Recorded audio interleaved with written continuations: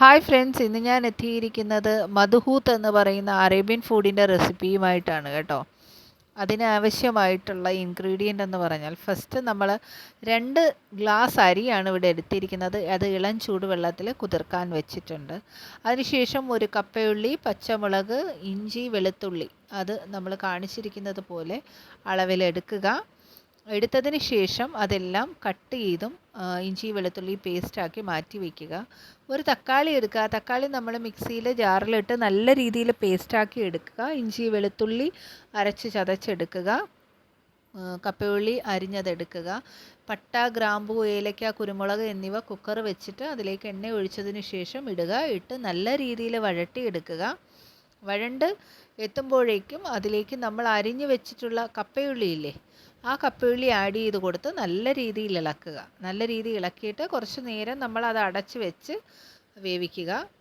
കുറച്ച് നേരം അടച്ച് വെച്ച് വേവിക്കുമ്പോൾ ഉള്ളി നല്ല രീതിയിൽ വാടും, അതിന് വേണ്ടിയിട്ടാണ്. അതിനുശേഷം അത് ഓപ്പൺ ചെയ്ത് നമ്മൾ അതിലേക്ക് ഇഞ്ചി വെളുത്തുള്ളി പേസ്റ്റാക്കി വെച്ചത് ആഡ് ചെയ്ത് കൊടുത്ത് നല്ല രീതിയിൽ ഇളക്കുക.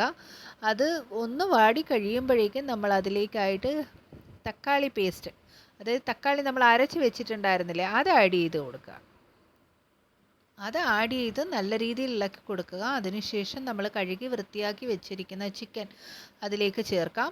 അത് നമ്മൾ തൊലിയോട് കൂടിയുള്ള ചിക്കനാണ് കേട്ടോ എടുത്തിരിക്കുന്നത്. അതുകൊണ്ട് തന്നെ തൊലിയിൽ നിന്നുള്ള നെയ്യ് ഇറങ്ങാനുള്ള സാധ്യതയുണ്ട്. അതുകൊണ്ട് കുറച്ച് എണ്ണ കുറച്ചാണ് നമ്മൾ ഉപയോഗിച്ചിരിക്കുന്നത്. അത് പ്രത്യേകം നിങ്ങൾ ശ്രദ്ധിക്കുക. അതിനുശേഷം ചിക്കൻ അതിലിട്ട് ഇളക്കിയതിന് ശേഷം ടൊമാറ്റോ പേസ്റ്റ് ചേർത്ത് കൊടുക്കുക. അത് ആവശ്യത്തിനുള്ളത്, എത്രയാണോ ആവശ്യമെന്നുള്ളത് അതനുസരിച്ച് ചേർത്ത് കൊടുക്കുക. അതിനുശേഷം നമ്മൾ എടുത്തിരിക്കുന്നത് മാഗി ക്യൂബാണ് കേട്ടോ.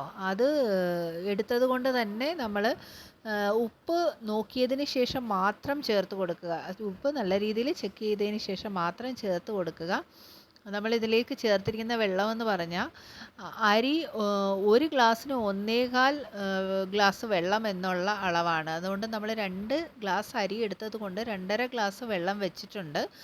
അതിനുശേഷം അതിലേക്ക് മഞ്ഞൾപ്പൊടി, മല്ലിപ്പൊടി, അതുപോലെ തന്നെ കബ്സ മസാല, അതിനുശേഷം നമ്മൾ ചേർത്ത് കൊടുക്കാൻ പോകുന്നതെന്ന് പറഞ്ഞാൽ ജീരകപ്പൊടിയാണ്.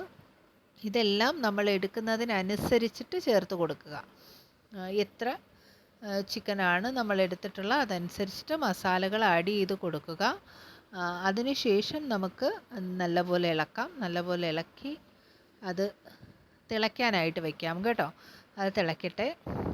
തിളച്ചതിന് ശേഷം നമുക്ക് അത് വേവിക്കാനായിട്ട് കുക്കർ അടച്ച് അത് വേവിക്കാനായിട്ട് നമുക്ക് മാറ്റാം.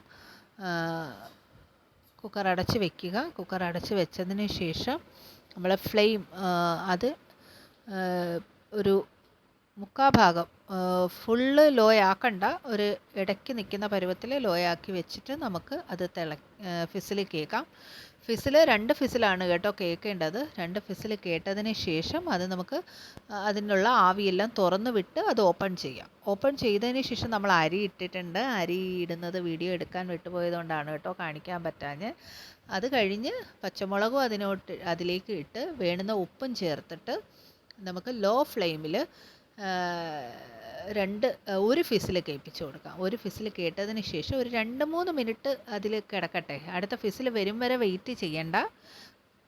അത് ശേഷം അത് ഗ്യാസ് ഓഫ് ചെയ്തതിന് ശേഷം നമുക്ക് അതിൻ്റെ ആവിയെല്ലാം കളഞ്ഞ് നമുക്ക് കുക്കർ ഓപ്പൺ ചെയ്ത് മധുഹൂത്ത് റെഡി ആയിട്ടുണ്ട്. അത് നമുക്ക് പാത്രത്തിലേക്ക് സെർവ് ചെയ്ത് കഴിക്കാവുന്നതാണ്.